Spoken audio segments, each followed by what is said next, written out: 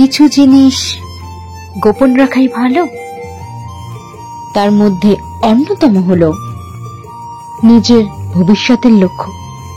সবাই জানলে তোমাকে নিরুৎসাহ করবে, না হলে তোমার লক্ষ্যে বাধা সৃষ্টি করবে।